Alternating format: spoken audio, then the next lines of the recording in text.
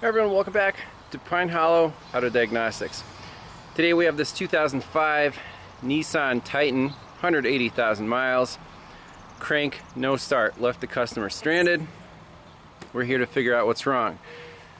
Guy's old school, he's like, I tapped on the fuel tank, I swapped some fuses, some relays, put in, I think, changed the, he put the cam sensor in the crank sensor spot. Then he replaced the cam sensor with a junk aftermarket Duralast made in China. I'm like, oh boy, here we go. So, first thing I did, truck's already diagnosed. This is just a recap. It's kind of a interesting case.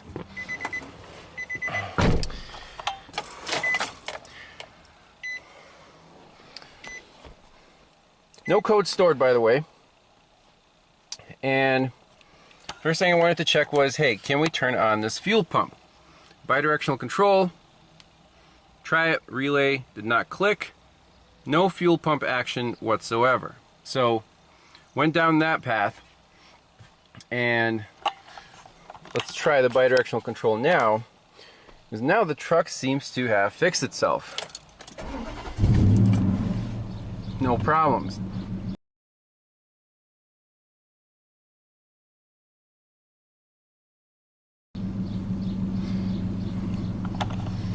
So I should have started recording when the truck was broken, but we'll still walk through the steps here. In the actuation test, you go to fuel pump relay. And let's see what the fuel pump does.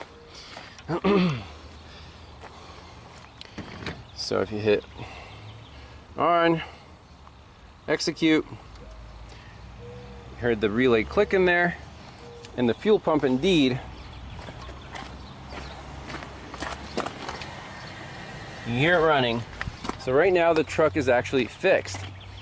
However, we don't want the truck to get the customer stranded again. So what do? How is this fuel pump wired up? Let's look at a diagram, the OE.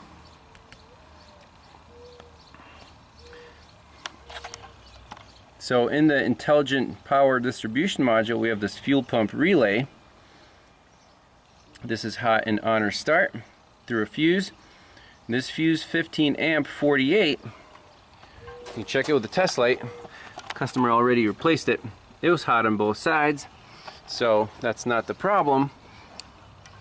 The problem was the relay was not clicking on, not sending power on this pin 13 black and yellow wire. So,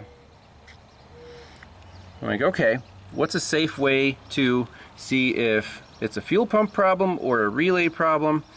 Let's just feed power to the fuel pump safely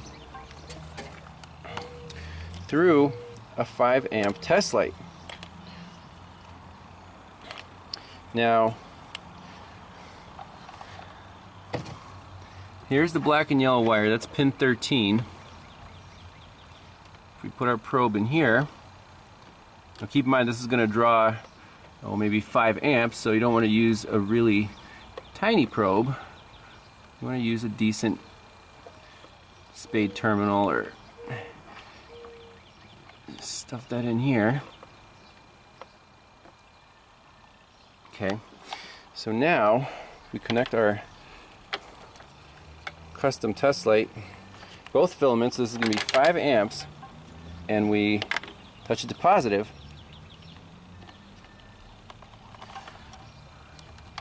Make sure our pin is all the way in.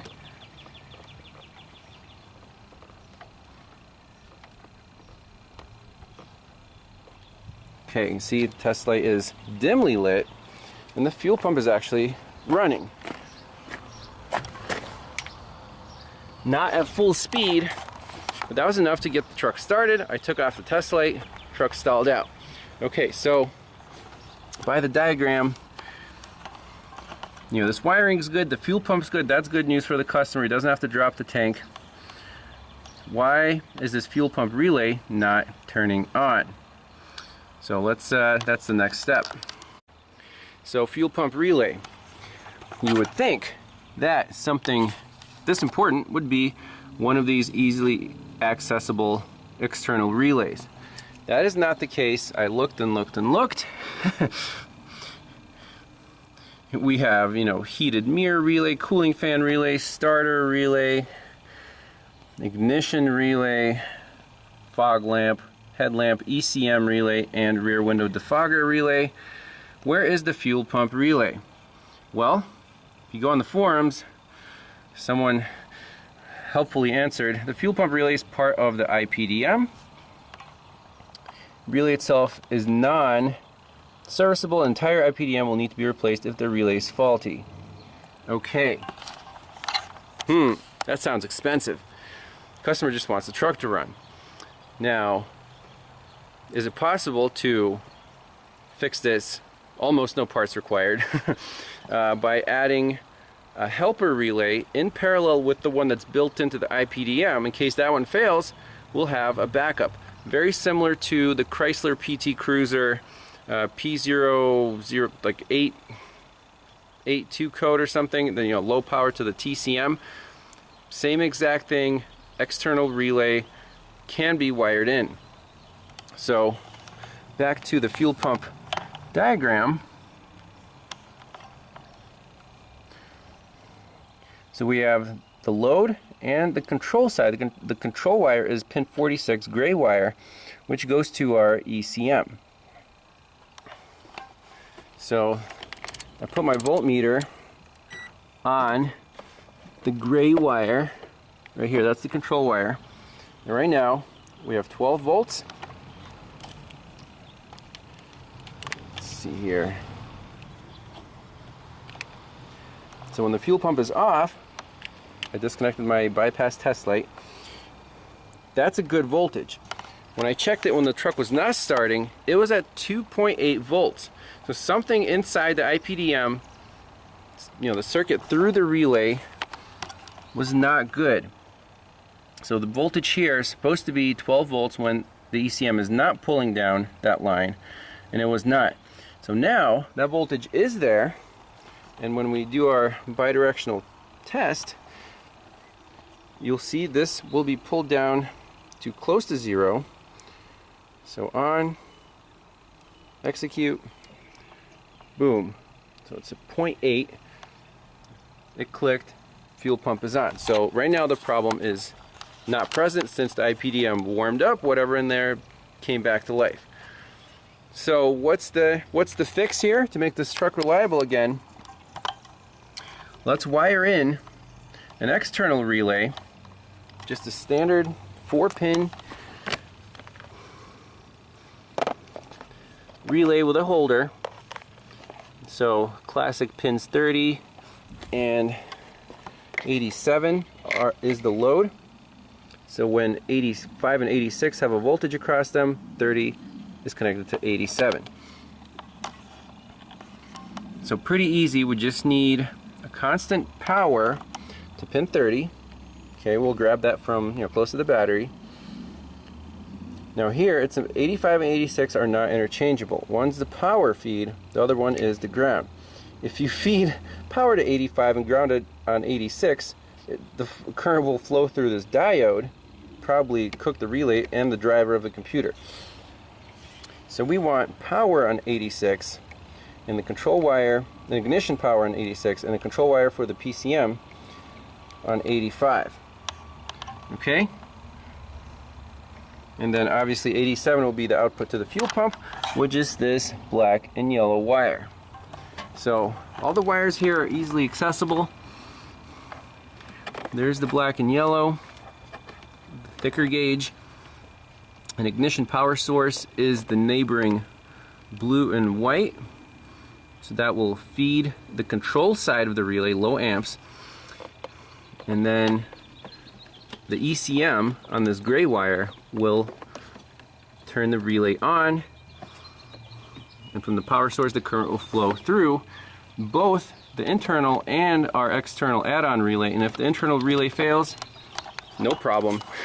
The current will flow through the external relay. You could cut off the wires and just do the bypass, which actually might not be a bad idea because putting two relays in parallel can have unintended consequences. But yeah, let's do that and button this truck up. It should be perfect. All right, so the wiring is done.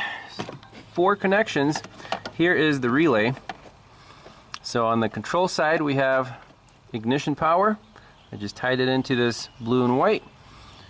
And the ECM on the gray wire controls the relay. And then the load side, battery positive, 15 amp fuse. Once the relay clicks, we should have power on this yellow wire going to our black and yellow. As you can see, I've cut the wires coming out of the IPDM, and we'll leave a note on the fuse cover that an external fuel pump relay has been installed. So moment of truth, go to fuel pump relay, we'll click on, execute, click, beautiful, fuel pump is on, I love it. Let's exit out of here, fire this truck right up, should be good to go.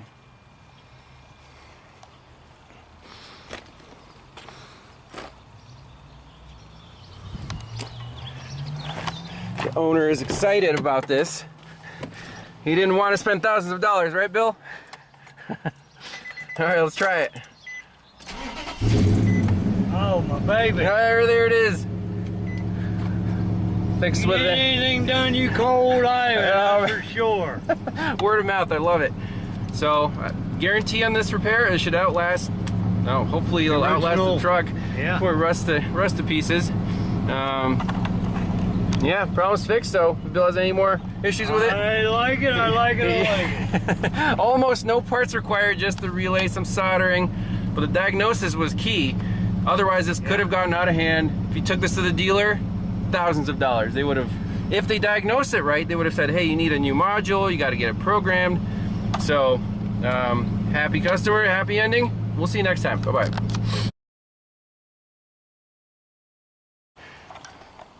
Little bonus footage. Document your work. So, fuel pump, clearly labeled.